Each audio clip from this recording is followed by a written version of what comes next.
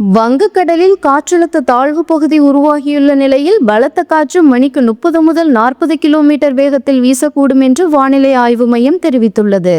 இது தொடர்பாக வானிலை ஆய்வு மையம் வெளியிட்டுள்ள அறிக்கையில், தெற்கு ஒடிசா வடக்கு ஆந்திர கடலோர பகுதிகளின் மேல் நிலவிய வளிமண்டல மேலடுக்கு சுழற்சி காரணமாக காலை வடக்கு ஆந்திரா தெற்கு ஒடிசா கடலோர பகுதிகளுக்கு அப்பால் உள்ள மத்திய மேற்கு மற்றும் அதனையொட்டிய வடமேற்கு வங்கக்கடல் பகுதிகளில் ஒரு காற்றழுத்த தாழ்வு பகுதி உருவாகியுள்ளது. இது மேற்கு வடமேற்கு திசையில் நகர்ந்து தெற்கு ஒடிசா மற்றும் அதனையொட்டிய ஆந்திர கடலோர பகுதிகளில் அடுத்த 2 தினங்களில் கடந்து செல்லக்கூடும். தென்னிந்திய பகுதிகளின் மேல் ஒரு வளிமண்டல மேலடுக்கு சுழற்சி நிலவுகிறது. இதன் காரணமாக தமிழகத்தில் ஓரிரு இடங்களிலும் புதுவை மற்றும் காரைக்கால் பகுதிகளிலும் இன்று லேசானது முதல் மிதமான மழை பெய்யக்கூடும்.